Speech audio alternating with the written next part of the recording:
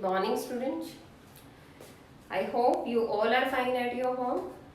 So please stay at your home, beta, till the school doesn't opens. After that, we will have a sharp meeting with you. Let's see. Today we are going to proceed with the topic that is sexual reproduction. In the yesterday's lecture, we have completed with the asexual mode of reproduction, and today we are going to start with the sexual mode of reproduction. तो बहुत कुछ introduction मैंने आपको पहले भी दिया था कि what do you understand by the sexual type of reproduction. तो in case of sexual type of reproduction two parents are involve. तो what we can say it is biparental in the nature. क्या होता है अपने आप में? It is biparental in the nature because the two parents are involve. One is the male and another one is the female. एक male parent होते हैं, एक फीमेल पेरेंट होते हैं. That's why we call it as the biparental in the nature. After that, the male sex cells are produced inside the body of the male and female sex cells are produced inside the body of the female. What we can say, the male gametes, sex cells को ही हम repeat we can say दूसरा क्या नाम दे सकते हैं? Gametes. कि male gametes are produced in the body of the male and female gametes are produced in the body of the females. So what we can say, the production of the gametes takes place in this type of reproduction. कि gametes का production body के अंदर होगा. Male के अंदर male gametes और female body के अंदर फीमेल गैमीट्स का प्रोडक्शन होगा. After that what we can say, those gametes they will fuse with each other. दोनों ही गैमीट्स यानी जो मेल गैमीट और फीमेल गैमीट उन सब का आपस में क्या होगा? Fusion. The fusion will also takes place. The production of the gametes is known as the gametogenesis and the fusion of those gametes is called as the fertilization. तो इसमें हम एक और टर्म भी यूज कर सकते हैं कि in case of sexual type of reproduction, the gametogenesis and fertilization both occurs. Both occurs. क्या? Gametogenesis as well as the fertilization. तो gametogenesis means here the production of the gametes and fertilization means the fusion of the male and the female gamete. Is it clear? After that, what we can say कि if there is occurring the fusion of male and female gametes, तो what we can say the DNA is copying. DNA क्या कर रहा है? अपनी copy तैयार कर रहा है. Is it clear? या we can say DNA of both the gametes is getting mixed up with each other. दोनों का जो DNA है वो मिक्स हो रहा है and after that they are forming a new DNA. एक नया DNA बन रहा है. Is it clear? And that leads to the variations. उसी की वजह से क्या क्या आती हैं? Variations आती हैं यानी विविधताएं आती हैं. Is it clear? Variations. अभी लास्ट लेक्चर में मैंने आपको बताया था क्या होता है? Differences present among the individuals of the same species. एक ही स्पीसीज के इंडिविजुअल्स में जो डिफरेंसेस प्रेजेंट होते हैं कि कोई डॉग होता है वो वाइट होता है, कोई डॉग होता है वो ब्राउन होता है कलर में, any dog it may be black in colour. तो there are different colours of dogs. तो वो जो डिफरेंसेस हैं among the individuals of the same species, एक ही स्पीसीज के इंडिविजुअल्स में जो डिफरेंसेस प्रेजेंट है उसी को क्या कह रहे हैं हम? वेरिएशंस. तो in case of sexual reproduction the variation occurs. Variations हमेशा क्या होती हैं? आती हैं. एंड वेरिएशंस आएंगी तो धीरे धीरे धीरे धीरे इकट्ठी होकर के वो क्या करेंगी? एक नए कैरेक्टर को जन्म देंगी और जब कोई नया कैरेक्टर अराइज होगा तो उसी को हम एक नई स्पीसीज का नाम देंगे और वो क्या कहलाएगा? इवोल्यूशन. वो क्या कहलाएगा अपने आप में? इवोल्यूशन. कि नया स्पीसीज बन गया. कैसे? जो पहले से एग्जिस्ट कर रहा है कोई स्पीसीज उसी में कुछ चेंजेस आए and after that it leads to the formation of a new species and that results into the evolution. तो कह रहे हैं कि सेक्सुअल टाइप ऑफ रिप्रोडक्शन में क्या होता है? वेरिएशंस होती हैं and these variations they play a very significant role in the evolution. वो इवोल्यूशन में एक बहुत सिग्निफिकेंट रोल प्ले करती हैं. आई थिंक यहाँ तक आपको क्लियर है. अब देखिए क्या कहता है. वही चीज मैं फिर से रिपीट कर रही हूँ क्योंकि ये टर्म्स जो है वो एग्जाम में आपसे फर्टिलाइजेशन और गैमेटोजेनेसिस के बीच में डिफरेंस पूछते हैं कि what is the difference between fertilization and gametogenesis. तो बच्चे क्या करते हैं? इसको मिक्स करके लिख देते हैं. वो गैमेटोजेनेसिस का मीनिंग भी यही समझते हैं कि गैमेट आपस में फ्यूज कर गए और फर्टिलाइजेशन का मीनिंग भी यही समझते हैं. बट आपको ये बहुत अच्छे से क्लियर होना चाहिए कि production of the gametes within the body of an organism is called as the gametogenesis. कि किसी भी तरह के ऑर्गेनिजम्स की किसी भी टाइप के मेल गैमीट या फीमेल गैमीट्स का प्रोडक्शन बॉडी के अंदर क्या कहलाता है? गैमेटोजेनेसिस. कि गैमीट्स को जन्म देना. Is it clear? After that, fertilization, the fusion of those gametes. One is the male gamete, another one is the female gamete. When they both fuse with each other, and after that, they results into a new cell. जब एक नई cell बनती है, तो उस process को क्या कहते हैं हम? Fertilization. The process is called as the fertilization. Clear to you? तो देखिए बेटे, अभी if we talk about the male gamete, कि मेल गैमीट अब दो ही होंगे, मेल की बॉडी के अंदर कौन से प्रोड्यूस होंगे, मेल गैमीट, और फीमेल की बॉडी के अंदर कौन से प्रोड्यूस होंगे, फीमेल गैमीट, यानी को हम male sex cell and the female sex cell भी बोल सकते हैं। Is it clear? तो देखिए क्या कहता है कि male gamete in case of plants is called as the pollen grain. क्या बोलते हैं यहाँ? Pollen grain. And the female gamete in case of plants is called as either the ovule or we may call it the egg. उसी को हम ovule बोल सकते हैं या तो हम उसे egg बोल सकते हैं। After that, in case of animals, अगर हम बात करते हैं animals की, the male gamete is called as the sperm and the female gamete is called as the ovum. Male gamete sperm कहलाता है और female gamete को हम ovum या फिर egg cell हम बोल सकते हैं। तो देखिए female gamete के दोनों ही केसेस में दो अलग अलग नेम है। It may be called as the ovule और egg in case of the plants, and if you talk about the animals, the female gamete it may be called as the ovum और the egg cell. देखिए अभी exam में 1 mark में एक और question आता है कि tell the symbolic representation of the male and female gamete. तो male gamete is represented by this symbol and female gamete is represented by this symbol. देखिए if you put a 0 और 0 के ऊपर हम एक arrow लगा देते हैं, then this is the symbol of the male gamete. ये male gamete का symbol है, and if we put a 0 and below that we have a cross sign या we can say plus sign, then it is called as a female gamete. It is called as a female gamete. अब अगर हमसे कोई पूछता है hermaphrodite, तो देखिए एक टर्म है hermaphrodite,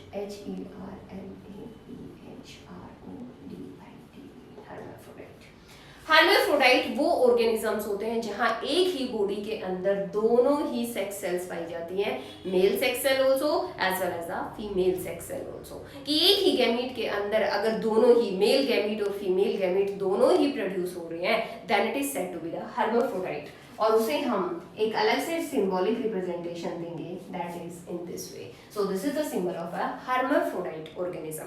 कभी भी अगर हमारे सामने लिखा जाए एक hermaphrodite प्लांट का सिंबल बताइए, hermaphrodite एनिमल का सिंबल बताइए, तो in both the cases you have to represent with the same symbol. आपने सेम सिंबल के साथ उसे रिप्रेजेंट करना है। आई थिंक यहाँ तक सभी को क्लियर है। तो now we are going to proceed with our topic, that is sexual reproduction in case of plants. So let's see the sexual reproduction in case of plants. Let's see the structure of a flower. अभी हम describe करने जा रहे हैं structure of a flower. तो देखिए बेटे, क्योंकि inside the flower the reproduction always takes place, inside the plant the reproduction always takes place in the flower, or we can say the flower is the reproductive unit of the plants. Flower is the reproductive unit in case of plants. तो पहले हम पढ़ने जा रहे हैं sexual reproduction in plants. हम पढ़ेंगे sexual reproduction in plants. तो सेक्सुअल रिप्रोडक्शन जो प्लांट्स में है वो कहाँ होती है? इन द फ्लावर, और but we can say the flower is the reproductive unit of the plants. Plants की रिप्रोडक्टिव यूनिट है, और यहाँ पर ये डायरेक्ट आपका 1 मार्क क्वेश्चन आपके बोर्ड के लिए बनता है। This is very important for 1 mark, बहुत इंपॉर्टेंट है, बहुत बार एग्जाम में आया हुआ है। तो now we have to describe the structure of a flower. तभी तो हम पढ़ पाएंगे कि रिप्रोडक्शन कैसे होता है फ्लावर्स के अंदर, किस तरह से फ्लावर्स के अंदर सीड बन जाते हैं, वी कैन से फ्लावर से सीड बन जाता है, फ्रूट बन जाता है। तो वो सारा प्रोसेस हम बाद में ही तो पढ़ पाएंगे ना। तो वो उसके लिए हमें सबसे पहले क्या पढ़ना पड़ेगा? The structure of a flower. तो देखिए कहता है a flower consist of basically 4 parts. Total 4 part एक फ्लावर के होते हैं। वो कौन कौन से होते हैं? Very first is the sepal, second is the petals, third one is the stamen and the fourth one is the pistil. सबसे पहले first part that is sepal. Sepals होती हैं the outer most green coloured leaves of a flower. देखिए कोई भी flower जब होता है तो उसके नीचे इस तरह से कुछ लीव्स होती हैं। जब फ्लावर अगर इस तरह से ऊपर की तरफ खिलता है तो उसके नीचे ग्रीन कलर की लीव्स होती हैं। प्लांट वाली लीव्स नहीं बेटे, हमने देखनी है जो फ्लावर के नीचे बहुत छोटी छोटी लीव्स होती हैं। जब वो कली होता है तो उसके ऊपर इस तरह से बंद होती हैं, और जब वो लीव्स इस तरह से हटती हैं तो फ्लावर उनके अंदर से बाहर आ जाते हैं। Is it clear? तो वो हमने यहाँ पर देखना है कि सेपल्स अपने आप में क्या होती है। सेपल्स का जो कंप्लीट वर्ल है, पूरी जो गोलाकार अरेंजमेंट है, पूरा वर्ल, WHORL, पूरा वर्ल जो है it is called as the calyx. उस पूरी वर्ल को, उस पूरी गोलाकार अरेंजमेंट को सेपल्स की तो हम क्या कहते हैं? That is called as the calyx. उसी को हम कहते हैं कैलेक्स। और ये होती है green in the colour. These are green colored leaves. देखिए हम क्या लिखेंगे, These are green colored leaves present at the base of a flower, जो फ्लावर के बिल्कुल बेस पर प्रेजेंट होती है।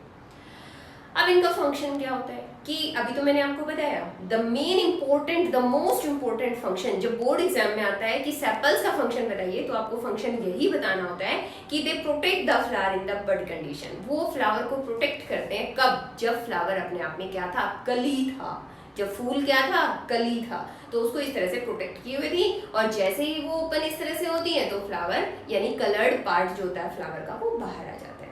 Is it clear? So here these are green in color and after that they protect the flower in the bud condition। अब green है तो एक फंक्शन तो आपको बहुत, आप 6th क्लास से 5th क्लास से इवन वी कैन से 4th और 3rd क्लास से आपको पढ़ाया जा रहा है कि प्लांट की जो ग्रीन कलर की लीव्स होती है वो किसमें हेल्प करती हैं, दे help in the photosynthesis. So being green in colour they also help in photosynthesis. कुछ हद तक वो फोटोसिंथेसिस में भी हेल्प करती हैं। But the main function which is to be asked in the board exam, तो what you have to mention, that is protection of the flower in the bud condition. Protection of flower in the bud condition. After that the second part is the petals. इसी तरह से petals भी second word होती हैं, बाहर से अंदर की तरफ। यहाँ काउंटिंग कैसे चलती है, बाहर से अंदर की तरफ। तो आउटर मोस्ट क्या था, सेपल्स और उनकी गोलाकार अरेंजमेंट यानी कैलेक्स। अब बात हो रही है उससे अंदर वाली लेयर के बारे में। अंदर जो गोलाकार अरेंजमेंट है किसकी, कलरफुल लीव्स की, those are said to be the petals. उनको हम कहते हैं पेटल्स, यानी कलर्ड पार्ट जो हमें, जिसे हम देखते ही अट्रैक्ट होते हैं, wow red rose, wow pink rose, या वटेवर, वाओ चाइना रोज, ऐसा रोज, जो भी वटेवर, जो भी आपको लग रहा है कि ये वो फ्लावर है, ये वो फ्लावर है, जो कलरफुल पार्ट, जिस कलरफुल पार्ट को देख करके हम अट्रैक्ट होते हैं, that coloured leaves are said to be the petals. उन्हीं को हम क्या कहते हैं, पेटल्स कहते हैं। And they help in the pollination, वो पोलिनेशन में हेल्प करते हैं, या मेन उनका जो पोलिनेशन में नहीं, sorry, they help in the attraction of the pollinators, they help to attract the pollinators।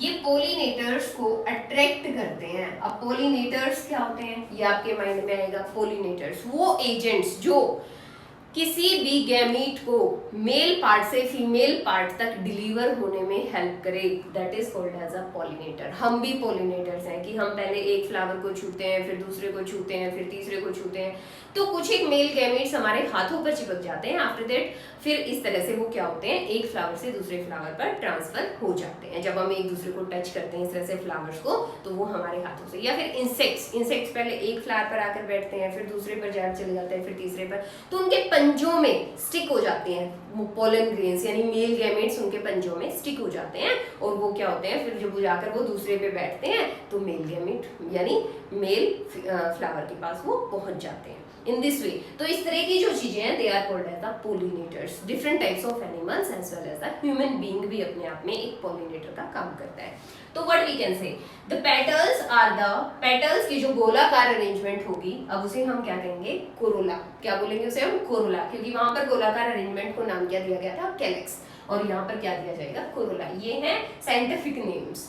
Is it clear? और ये आपके एग्जाम में आते हैं, तो आपने कंसंट्रेशन के साथ इन चीजों को करना है। तो this is the colourful part of a flower या coloured leaves of a flower which used to attract the pollinators, जो कि पोलिनेटर्स को अट्रैक्ट करते हैं अपनी तरफ and help in the pollination, और पोलिनेशन में हेल्प करते हैं।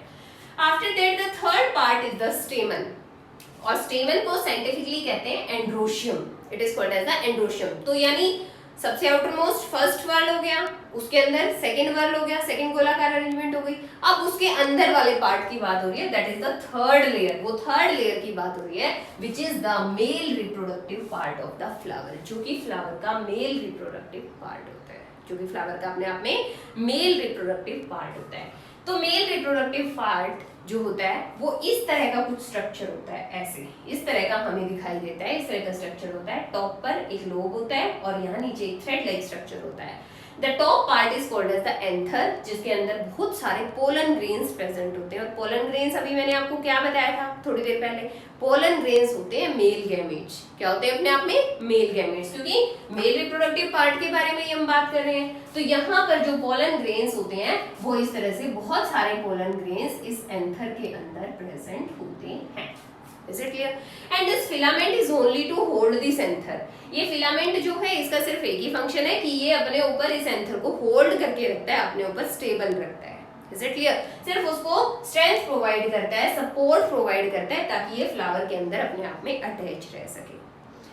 Now, this is the male reproductive part of the flower, जिसके अंदर क्या बनते हैं? मेल गैमेट्स बनते हैं। तो मेल रिप्रोडक्टिव फ्लावर का क्या फंक्शन है? It produces the male gametes and which are called as the pollen grains in case of plants. Plants के केस में हम मेल गैमेट्स को क्या बोलते हैं? पोलन ग्रेन्स बोलते हैं। Then the last is the pistil, और इसी का जो साइंटिफिक नेम है दैट इज गाइनोशियम, उसे हम कहते हैं gynoecium, and this is the female reproductive part of a flower. This is the female reproductive part of a flower. Is it clear? अब फीमेल रिप्रोडक्टिव पार्ट का क्या function है कि फ्लावर के अंदर जब फर्टिलाइजेशन होगा, यानी मेल और फीमेल गैमेट का जो फ्यूजन होगा, that will always takes place inside the ovary. वो हमेशा इसके अंदर होगा, गाइनोशियम इस पार्ट के अंदर। अब कहते हैं फीमेल रिप्रोडक्टिव पार्ट जो है वो फर्दर 3 पार्ट्स में डिवाइडेड है। इसके भी अपने 3 पार्ट होते हैं, स्टिग्मा, स्टाइल एंड ओवरी।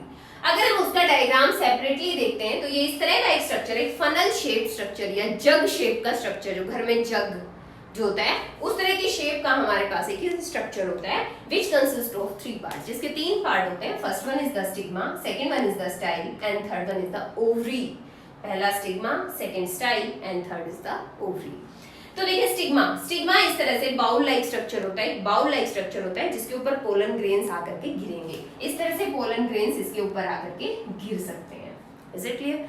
तो stigma is only to receive the pollen grains. Stigma का सिर्फ एक ही काम होता है, क्या? ये डिस्क लाइक सरफेस है, बाउल लाइक सरफेस है अपने आप में, which will receive the pollen grains, जो कि मेल गैमेट्स को रिसीव करेगा। Is it clear? Then after that there is the style अपने आप में एक ट्यूब लाइक स्ट्रक्चर है, सिर्फ एक ट्यूब लाइक स्ट्रक्चर है और कोई काम इसका नहीं है, which transfer the pollen grains from stigma to the ovary, जो कि पोलन ग्रेन्स को स्टिग्मा से ओवरी के अंदर ट्रांसफर करेगा। इसका सिर्फ इतना ही फंक्शन है। Style is a neck like structure और we can say it is a tube like structure which we can say join stigma to the ovary, जो स्टिग्मा को ओवरी से ज्वाइन करता है and help in the transport of pollen grains from stigma to the ovary। और ये pollen grains इस तरह से होते हुए और यहाँ आ जाएंगे inside the ovary. Is it clear? Now the last part, the basal swollen part, सूजा हुआ सा पार्ट, जो स्वोलन पार्ट होगा, मोटा सा पार्ट होगा, that is called as ovary. उसको हम कहते हैं ओवरी। अब ओवरी के अंदर क्या? मेल गैमेट और फीमेल गैमेट। जो मेल गैमेट पोलन ग्रेन आएंगे और फीमेल गैमेट ये यहाँ पर ऑलरेडी प्रेजेंट है, एग सेल्स। फीमेल गैमेट क्या कहलाती हैं? एग सेल्स, और वी कैन से ओव्यूल। ये सब इसी के अंदर प्रेजेंट होते हैं, ये बहुत सारे होते हैं। तो एक मेल गैमेट आता है और किसी भी एक के साथ फ्यूज कर जाता है और यहीं पर क्या बन जाएगा? जायगोट। एक नई सेल बनेगी जायगोट, और जायगोट फिर धीरे धीरे डेवलप करते करते क्या बन जाएगा? अपने आप में सीड बन जाएगा। क्या बन जाएगा? सीड बन जाएगा। Is it clear? So in this way this is the structure of a flower. I think ये सभी को क्लियर है। तो let me show you a practical. अब अगली वीडियो में मैं आपको इसका प्रैक्टिकल दिखाती हूँ कि क्या कि स्ट्रक्चर ऑफ फ्लावर जो है, फ्लावर के डिफरेंट पार्ट्स को हमने स्टडी करना है, और उन जब पार्ट्स को हम स्टडी कर रहे हैं तो वही हमारा बोर्ड एग्जाम या we can say final exams के लिए एक प्रैक्टिकल है। तो देखिए हम नेक्स्ट वीडियो हम यहीं से स्टार्ट कर रहे हैं। देखिए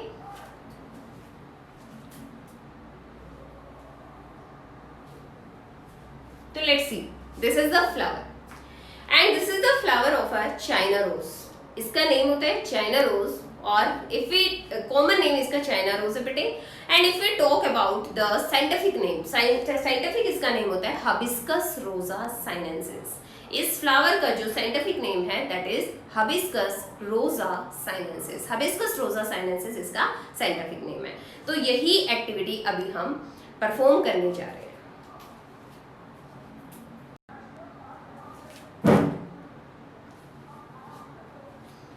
तो let's see students, if we dissect this flower, इस फ्लावर का अगर हम डाइसेक्शन करते हैं तो देखिए if we see the very first part, it is present at the base, जो कि मैंने अभी आपको बताया था कि sepals, this is very first part. तो देखिए यहाँ ये हमारे पास फ्लावर है और फ्लावर के नीचे ये ग्रीन कलर की लीव्स अवेलेबल है। आई थिंक ये सभी को विजिबल है।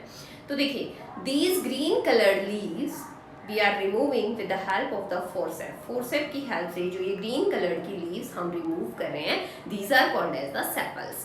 यानी यही जो होती हैं वो किस में हेल्प करती हैं? they help in the we can say ये किसमें हेल्प कर रही है हमें, they had to protect the flower, वो फ्लावर की प्रोटेक्शन में हेल्प करती हैं दीज ग्रीन कलर लीव्स। ये जो ग्रीन कलर की लीव्स हैं they had to protect the flower, ये फ्लावर को प्रोटेक्ट करने में हेल्प करती हैं when the flower was in the bud condition, जबकि अपने आप में बड कंडीशन में था। आई थिंक क्लियर है सभी को। Now see the next part of the flower, this is the next part. ये जो तो ये फर्स्ट वर्ड था और उसी को क्या बोला था हमने, कैलिक्स।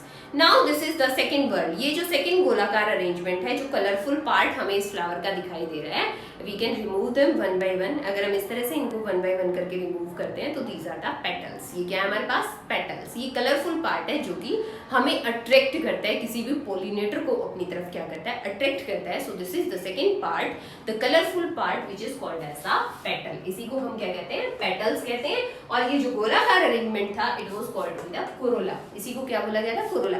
अब जरूरी नहीं है कि सभी फ्लावर्स, जिसमें भी व्हाइट इन कलर, जिसमें भी yellow in colour, purple, green, any color it may be.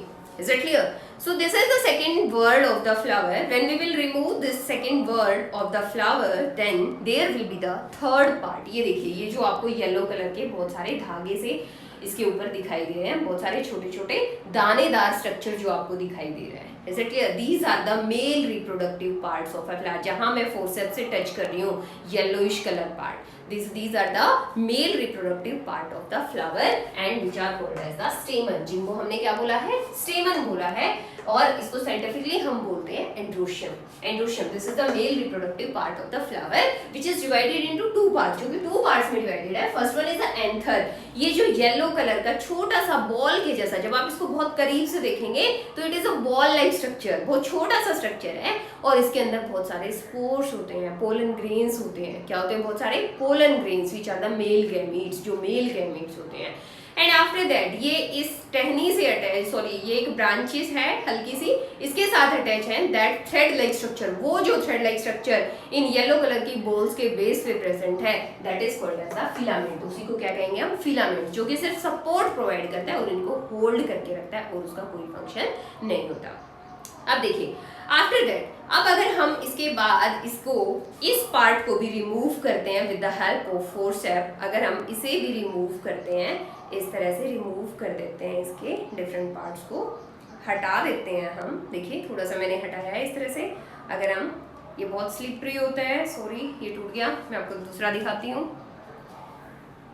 देखिए जब आप टोटल पार्ट को रिमूव कर देंगे तो आपके सामने इस तरह का एक पार्ट आपको दिखाई देगा। जब इसको और भी ज्यादा आप अंदर तक खोलेंगे, प्रैक्टिकली मैं आपको लैब में फिर से खोल के दिखाऊंगी, पूरे फ्लावर को दोबारा से डायसेक्ट करके दिखाऊंगी, लेकिन अभी मेरे पास ये वाला पार्ट है। You can see this one part and this part is called to be the female reproductive part of a flower. अगर हम ये जो सेंटर मोस्ट पार्ट बच गया हमारे पास फ्लावर का, जब हमने, देखो पहले हमने सेपल्स को रिमूव किया, फिर हमने पेटल्स को रिमूव किया, अब हमने मेल गैमेट्स को भी रिमूव, सॉरी मेल पार्ट को भी रिमूव कर दिया, दैट इज स्टेमन, स्टेमन या एंड्रोशियम। हमने थर्ड लेयर को भी रिमूव किया, तो अब हमारे पास सिर्फ एक पार्ट बचा, दैट इज फोर्थ पार्ट। ये फोर्थ पार्ट हमारे पास inner most part of a flower which is called as the female reproductive part of a flower. तो देखिए यहाँ पर ये जो पार्ट मैंने आपको बताया था that is called as the stigma, ये स्टिग्मा कहलाता है और ये सिर्फ पोलन ग्रेन्स को रिसीव करता है। जब आप क्लोजली देखते हो तो आपको इसके ऊपर बहुत सारे